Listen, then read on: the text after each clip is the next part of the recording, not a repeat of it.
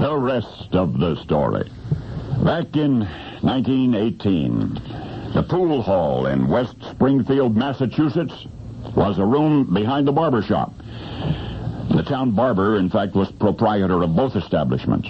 Had it been otherwise, no one would ever have known the rest of the story. For it was in that year that a 12-year young boy named Ernie befriended the barber and made a deal with him. In return for a free haircut every Saturday morning, Ernie agreed to sweep the pool hall floor and clean the tables and set out chalk in preparation for the big Saturday afternoon crowd. The pool hall did not open until 1 p.m., and Ernie was usually finished with his chores by noon. That left at least an hour for him to practice the fascinating game. And he got good. By high school, the pool room provided a regular after-school job. By then, he had graduated to the coveted position of houseman. That meant that if anyone came into the hall wanting a game for fun or for money, he played with Ernie. Sometimes hustlers from out of town would visit the hall. The locals always bet on Ernie, often as much as $100, and he never let them down. That's how skilled Ernie had become by the age of 16, which is precisely how old he was the afternoon Bill walked in. There were 3 tables in the hall. One was a billiard table. That's the table Bill chose, and he chose to play alone.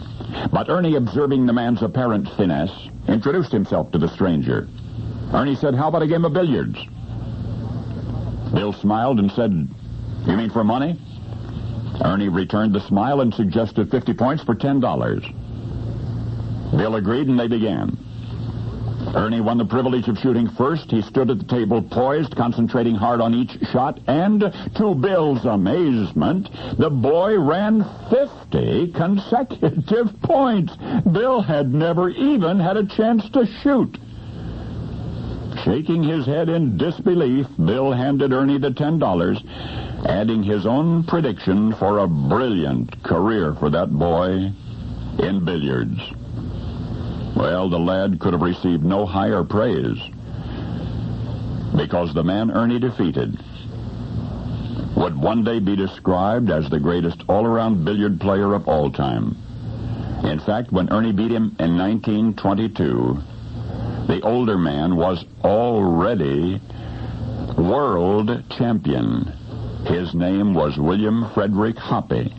That's right. The youngster beat the great Willie Hoppe. Ernie, at age 16, had beaten the best. But somehow the challenge of the game was gone now.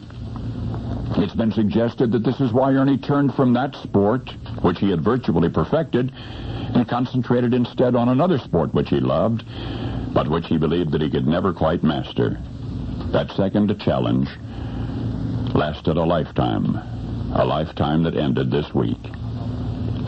For the young houseman at the West Springfield Pool Hall, the boy who beat Willie Hoppe soon after tried out for a AAA club in Hartford, and thereafter rose steadily through the ranks of professional baseball until the whole world stood in salute at the name of Ernie. Leo Ernest Durocher. Lippy Leo Durocher. Now you know the rest of the story.